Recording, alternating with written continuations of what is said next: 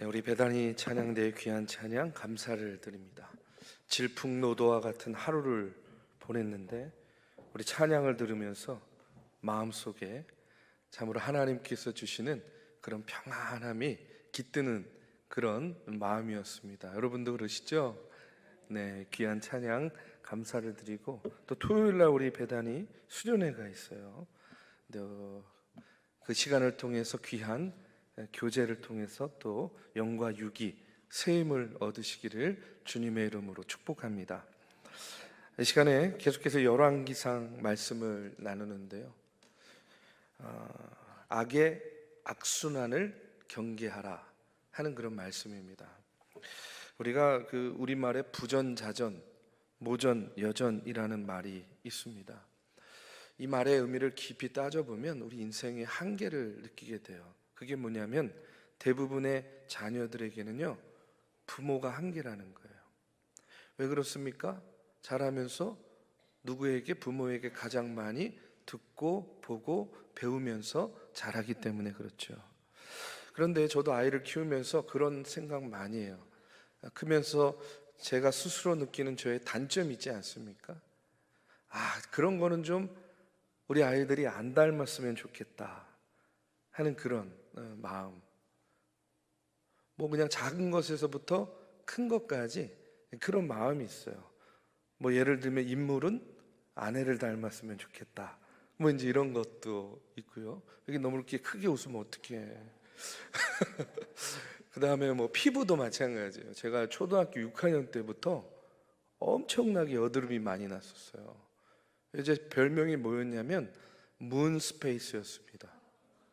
뭔지 아세요? 문스페이스, 달표면. 굉장히 많이 났었어요. 근데 그게 유전이었어요. 저희 형도, 누나들도, 저희 아버님도 그랬고요.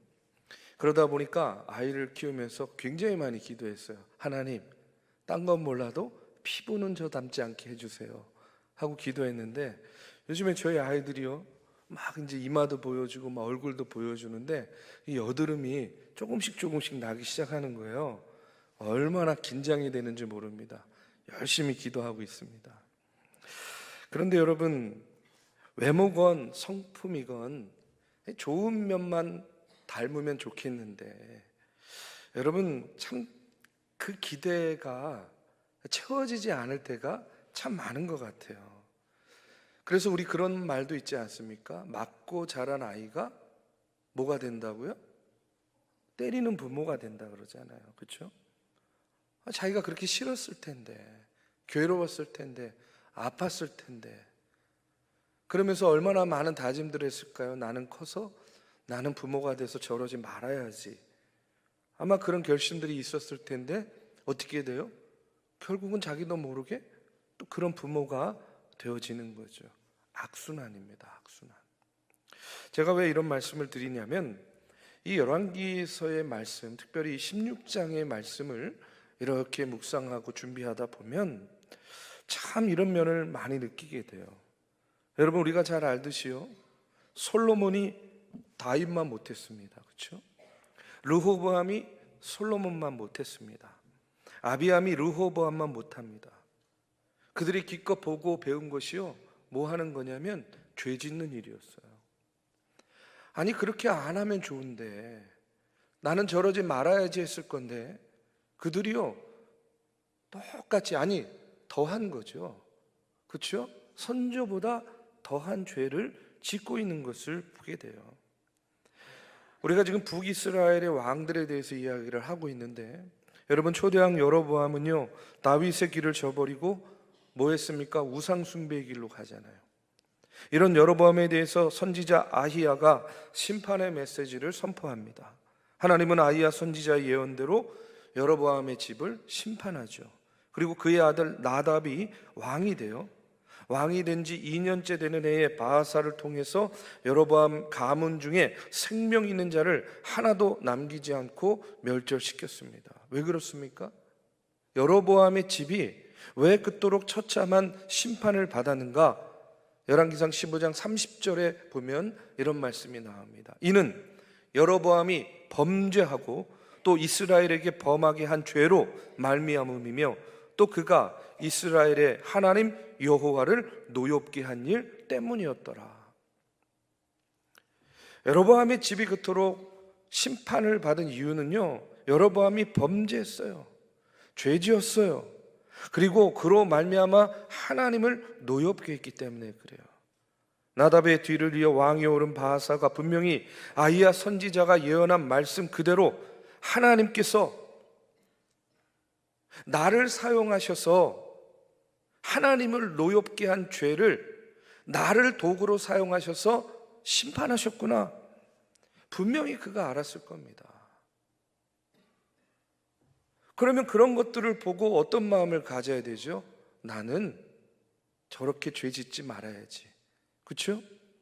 나는 하나님의 말씀대로 살아야지. 나라를 다스려야지. 여러분, 이게 너무나 당연하고 상식적인 마음이잖아요. 더군다나 바하사가 왕위를 받아 통치할 때에 남유다는요, 누가 왕이었냐면 아사가 왕이었어요. 이 아사 왕이요, 뭘 합니까? 우상을 타파합니다. 그리고 하나님의 말씀에 순종하여서 남색하는 자들 쫓아냅니다. 심지어는 태후의 위를 폐하면서까지 아세라상을 불살라버리는, 우리식으로 말하면 종교개혁을 단행하고 있어요. 그거를 들었을 겁니다. 그런데 바하사는 그 남유다에서 행해지는 이런 종교개혁의 이야기를 분명 들었을 텐데, 그러면 깨달아야죠. 왜 하나님께서 여로보암의 가문을 자신을 통해서 그렇게 심판하셨는가, 멸절시키셨는가, 이것을 분명히 깨달아야 됐어요. 그런데 여러분, 이어지는 말씀을 보면 왕만 바뀌었어요. 왕조만 바뀌었어요. 우리식으로 말하면 문패만 바뀌고요, 똑같았습니다. 아니, 더했다고 나와요. 항상 더했다고 나옵니다.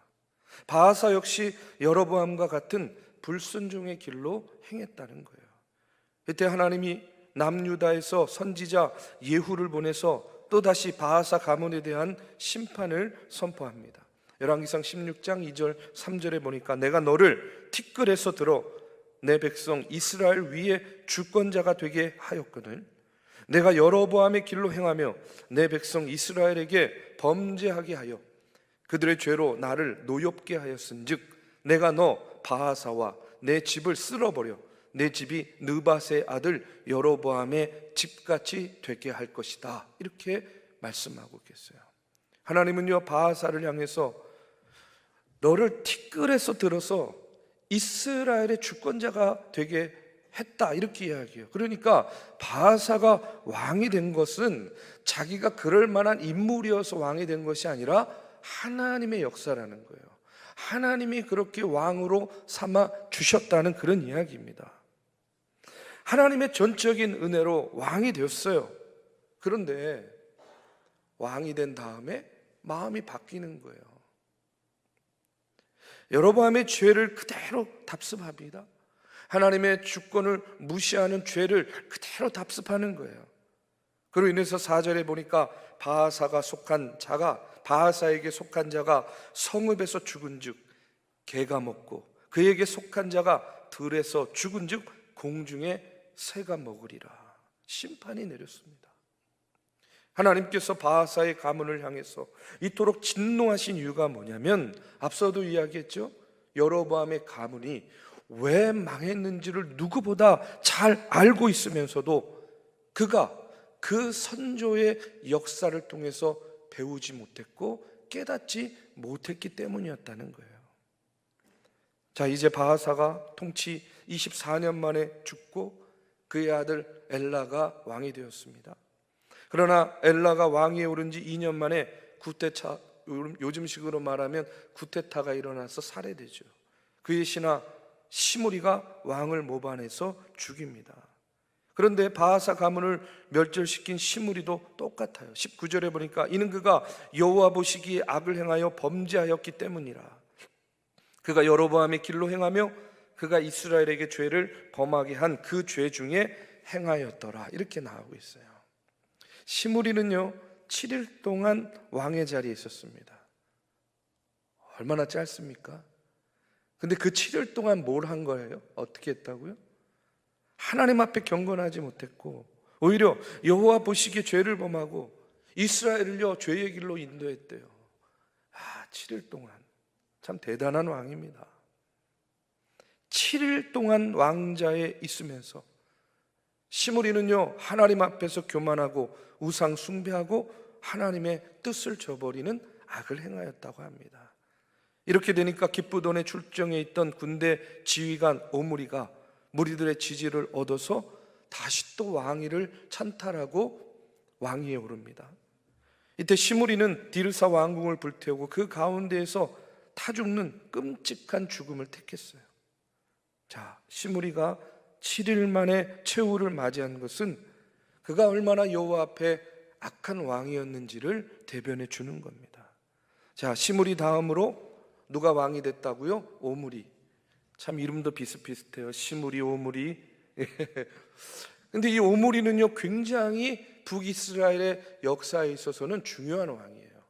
이 오므리 왕조는 대단히 큰 역할을 한 왕조입니다. 21절에 보니까 그때에 이스라엘 백성이 둘로 나뉘며 그 절반은 기나세 아들 디브니를 따라 그를 왕으로 삼으려 하고 그 절반은 오므리를 따랐더니, 자, 시므리가 자살해버리고 오므리가 왕위에 올랐어요.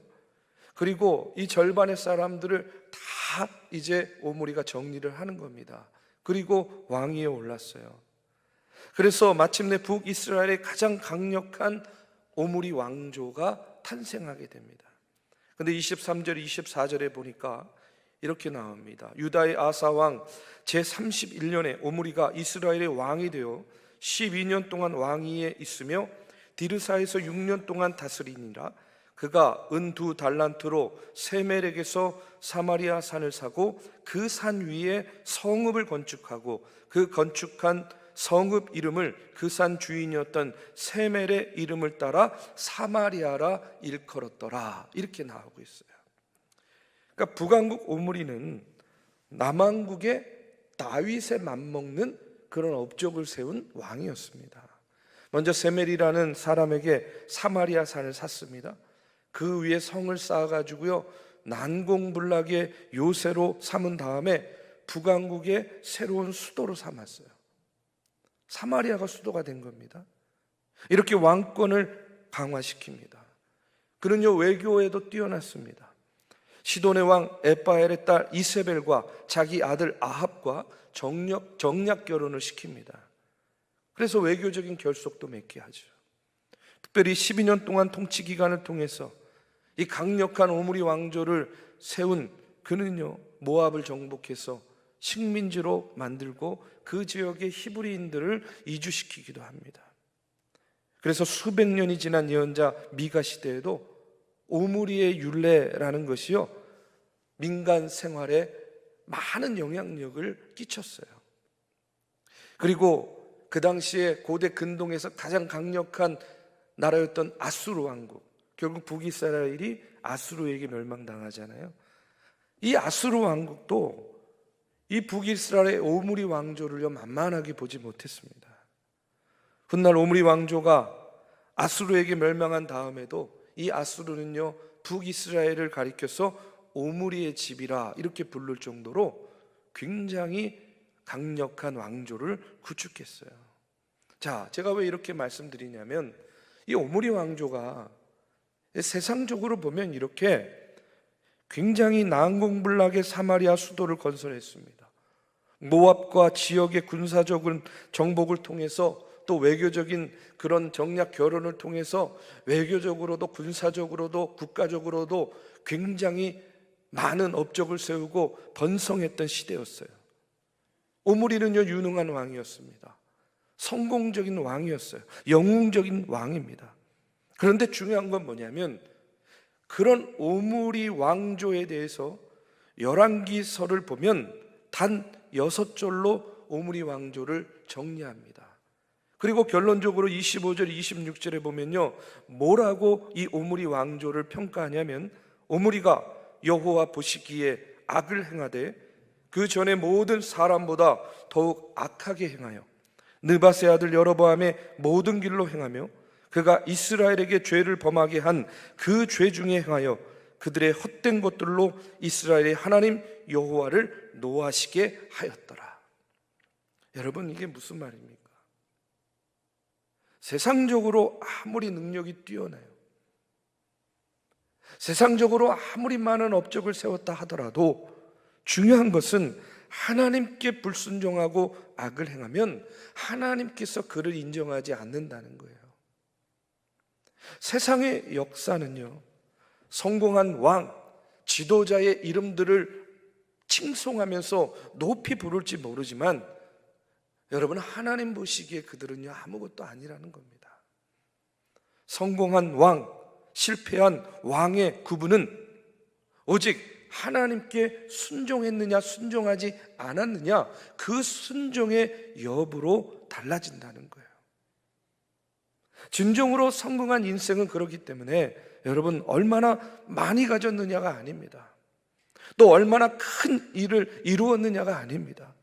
중요한 것은 하나님과의 관계 속에서 내가 얼마나 인정받느냐, 여러분, 이것이 중요한 거예요. 다시 한번 말씀드립니다.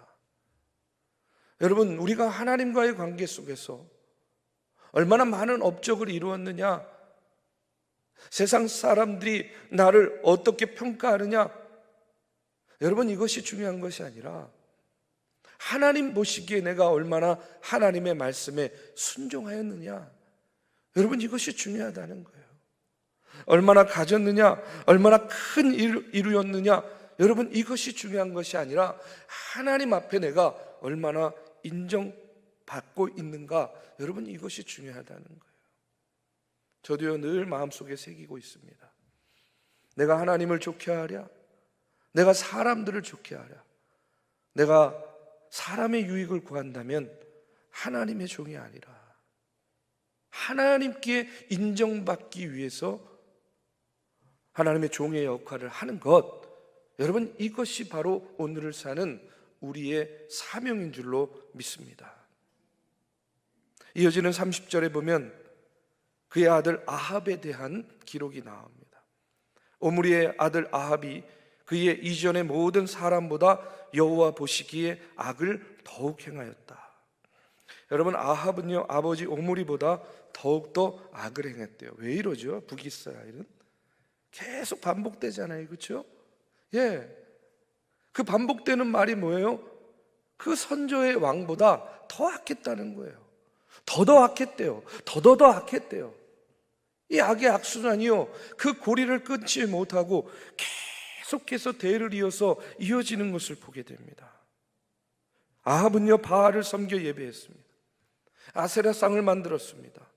베델 사람 히엘에게 여리고를 건축하도록 명령했어요. 특별히 베델 사람 히엘에게 여리고성을 건축하게 한 것은요 대단히 중요한 사건이에요. 왜 그러냐면 500년 전에 여호수아가 했던 저주의 경고가 있습니다.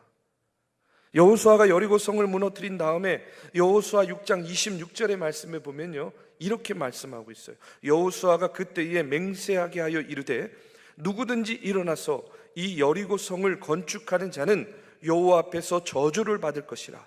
그 기초를 쌓을 때에 그의 맏아들을 잃을 것이요 그 문을 세울 때에 그의 막내 아들을 잃으리라 하였더라. 이렇게 나와요. 여러분, 이게요 500년 전에 여호수아가 했던 경고의 말씀입니다. 자, 그런데 이 아합과 이 베델 사람 히엘은요 이 경고의 말씀을 무시한 거예요. 이 저주의 말씀을 그들이 간과했어요. 에휴, 뭐 그 500년이나 지난 이야기인데 무슨 저주는 저주야, 뭐 무슨 일이 있겠어.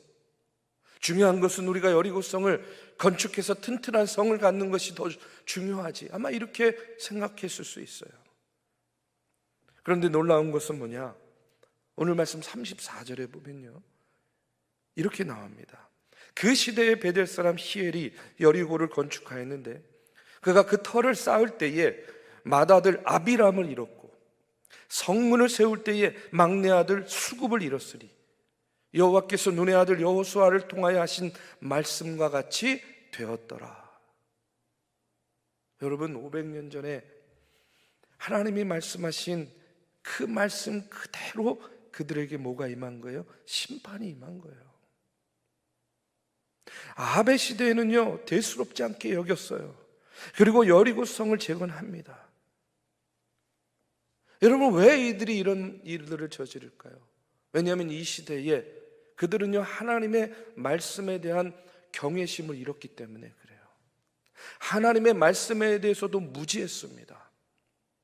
하나님께서 오죽했으면 여러분, 바하사를 심판할 때 북이스라엘의 왕 아닙니까? 그런데 남쪽 유다에서 선지자 예후를 북이스라엘로 보내서 바하사 가문에 대해서 심판을 선언하겠어요. 북이스라엘은요, 남유다의 아사 왕이 통치하는 41년 동안 무려 왕이 몇 번 바뀐 줄 아십니까? 6번 바뀌었어요.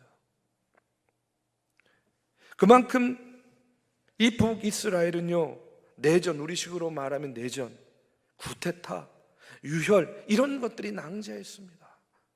왕위가 계속 바뀌어요. 악의 악순환이 계속 반복되고 있는 것을 보게 됩니다. 하나님의 뜻과 계획이 북이스라엘의 역사를 이끌어가는 것이 아니라 인간적인 욕심과 인간적인 야심이요, 북이스라엘의 역사를 이끌어갔기 때문에 그래요.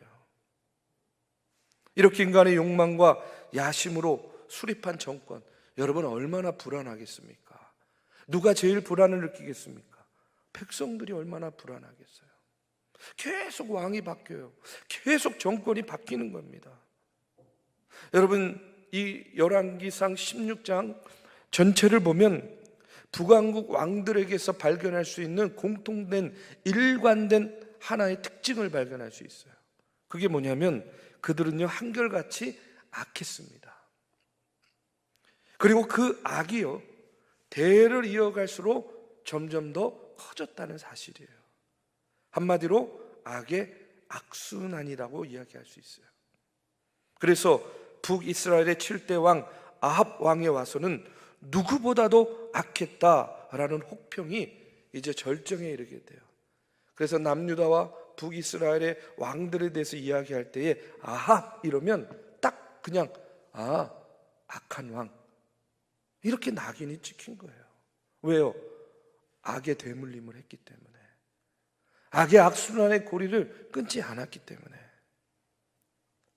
저는 오늘 말씀을 준비하면서 다시 한번 깨닫게 되는 것은 뭐냐면, 여러분, 죄는요, 그냥 놔두면 점점 자라난다는 거예요. 죄는요, 그냥 두면 점점 커진다는 겁니다. 우리말에도 그런 말 있잖아요. 바늘도둑이 소도둑 된대잖아요. 3살 버릇 8까지 간다고 하지 않습니까? 한 번 시작된 죄는요, 그냥 두면 점점 그 세력이 자라고 커지고 성장하게 된다는 겁니다. 그래서 야고보서 1장 5절에 15절의 말씀에 보면 우리가 잘 아는 말씀이 있어요. 우리 한번 같이 고백해 보겠습니다. 욕심이 잉태한 즉 죄를 낳고 죄가 장성한 즉 사망을 낳느니라. 여러분, 이것이 진리입니다. 욕심이 잉태하면 죄를 낳아요. 죄가 장성하면요, 사망을 낳는다는 거예요. 죄가 한번 낳고 시작되면 그 죄는 장성해서 마침내 우리를요, 사망의 자리로 인도한다는 사실을 우리가 다시 한번 깨달아야 돼요. 여로보암에서 시작된 죄가 점점 자라서 아합 왕 때에는 하나님을 섬기는 사람을 찾아 죽이고요, 바알과 아세라 선지자를 양성하는 그런 국가적인 시스템마저도 갖춰지게 되는 겁니다. 하나님의 백성으로 구성됐던 이 북이스라엘이 우상 숭배의 나라, 이방인의 나라보다 더 악하고 패역한 나라로 타락해 가는 것을 오늘 이 왕들의 역사를 통해서 다시 한번 보게 되는 겁니다. 다시 한번 말씀드립니다. 죄는요, 그 고리를 끊지 않으면 계속 자라게 되는 겁니다. 그래서 아무리 작은 죄라도 여러분, 우리가 그것을 무섭고 중하게 여겨야 되는 거예요. 여러분, 이런 이야기가 있습니다. 어떤 초등학생 아이가 엄마 돈 10,000원을 몰래 훔치다가 들켰대요. 엄마가 당황했어요. 아이도요, 얼마나 깜짝 놀랐겠습니까? 자기는 몰래 훔친다고 훔쳤는데 여러분, 그게 몰래가 되겠습니까? 야, 이제 엄마한테 엄청 혼나겠구나. 아, 이제 엄마한테 두들겨 맞겠구나. 막 긴장하고 있는데 엄마가 때리거나 나무라지를 않는 거예요. 그리고 엄마가 어떻게 했냐면 이 아이에게 무엇을 잘못했는지 반성문을 쓰게 한 다음에 그것을 파출소에 가지고 가가지고 경찰관 아저씨한테 보여주고 그 경찰관 아저씨의 사인을 받아오라고 그렇게 시킨 거예요. 아이가 열심히 반성문을 썼습니다. 경찰관이 받아본 반성문에 이렇게 써 있어요. 저는 엄마의 돈 10,000원을 가져갔습니다. 너무 후회되고 엄마와 가족들에게 미안합니다. 이 일 때문에 경찰서 가서 경찰관님 사인, 이름 받아오라는 벌을 받았습니다. 그리고 맨 밑에 바쁘신데 정말 죄송합니다 하는 그런 인사말까지 그렇게 썼대요. 이 파출소에 있던 경찰관이 아이를 앞에 앉혀놓고 따뜻하지만 아주 단호한 음성으로 이야기를 합니다. 남의 돈을 몰래 가져가는 것은 정말 나쁜 행동이야. 이번 한 번만 너 믿고 이 경찰관 아저씨가 사인해 주는 거다. 이렇게 이야기를 해주는 거예요. 아이가 눈물을 톡톡 흘리면서 고개를 90도로 숙이면서 감사합니다, 안녕히 계세요 하고 이렇게 아이가 이제 나왔대요. 야, 저는 이 이야기를 들으면서 그런 생각했어요. 여러분, 이 아이가 그 다음에 이런 잘못을 또 저질렀을까요? 저는요, 절대 안 했을 거라고 생각해요. 이 아이는요, 그 이후로 절대로 남의 돈에 손을 대지 않았을 겁니다. 여러분, 반대 이야기도 있어요. 어떤 아이가요, 어렸을 때 학교에서 친구의 물건을 그냥 슬쩍 가져왔는데 엄마가 그것을 야단치지 않았어요. 그냥 또 어물쩍 넘어갑니다. 하나, 둘, 그렇게 가져올 때마다 오히려 칭찬하는 거예요. 야, 너는 어쩜 그렇게 너에게 꼭 필요한 거, 또 우리 집에 꼭 필요한 걸 이렇게 가지고 오니? 결국은 그 아이가요, 커가지고 성인이 돼가지고요, 큰 도둑질을 하다가 잡히게 된 거예요. 감옥에 가면서 엄마가 너는 어떻게 그렇게 남의 물건 훔치고 도둑질할 수 있어 하니까 어떻게 해요? 이 엄마를 보면서 원망하는 거예요. 엄마가 그때 그 어린 시절에 나를 꾸짖고 나를 말리지 않았기 때문에 내가 이렇게 된 거 아니냐고요. 여러분, 죄는요, 그 시작부터 원인을 우리가 근절해야 됩니다. 그렇지 않고 가만히 내버려 두면 그 작은 죄가 장성해서 돌이킬 수 없는 그런 심판으로 우리를 이끌게 되는 것이죠. 저는요, 그렇게 믿습니다. 우리가 망하는 것은 죄로 인해서 망하는 것이 아니라 회개하지 않아서 망한다는 거예요. 여러분, 이것이 영적인 진리입니다. 우리가 오늘 열왕기서의 말씀을 통해서 북이스라엘의 역사가 여로보암에서 시작된 죄가 얼마나 강력하게 북이스라엘 전체를 악으로 물들여가고 있는지를요, 이 왕들의 이야기를 통해서 우리가 얼마나 적나라하게 보고 있습니까? 북이스라엘 사람들은 이 반복되는 죄의 악순환의 고리를 끊지 못하고 더더더 악을 행하게 됩니다. 아합 시대에는 하나님의 말씀이 무시되고 더 이상 하나님의 음성이 들려지지 않는 영적인 암흑 시대로 접어들게 되죠. 정말로 이 죄의 고리를 끊지 않으니까 영적으로 무뎌지고 둔감해지는 것을 보게 됩니다. 사랑하는 우리 믿음의 성도 여러분, 오늘 우리 안에도요, 크고 작은 죄의 모습들이 있어요. 죄의 씨앗들이 있습니다. 또 우리 자라나는 세대들, 또 우리 주변에 있는 사람들, 함께 믿음의 생활 경주하는 동역자들, 이 모든 것들을 통해서 우리가 결코 간과하지 말아야 될 것은 뭐냐면, 여러분, 악은요, 작은 것을 그냥 내버려 두면 결국은 자란다는 거예요. 그리고 결국 그것이 우리를 어디로 이끌어요? 사망으로 이끕니다. 죄의 고리를 끊어내야 돼요. 악의 악순환이 이루어지지 않도록 우리가 더욱더 하나님 앞에 정결한 모습으로 서야 될 줄로 믿습니다. 그래서 여러분, 우리가 하나님 앞에 그 정결함으로 나아갈 때에 우리의 모습을 통하여서 선한 영향력을 행사하고 우리의 모습을 통해서 죄 가운데 돌아오는 그런 구원받는 자들의 숫자가 날마다 더하여질 수 있도록 우리가 선으로 악을 이기는 저와 여러분이 되어야 될 줄로 믿습니다. 오늘 주시는 말씀 마음속에 새기고 우리 다시 한번 마음속에 다짐하시기 바랍니다. 악의 고리를 끊고 선으로 악을 이기는 하나님의 순결한 주의 성도들이 되시기를 주님의 이름으로 축복합니다.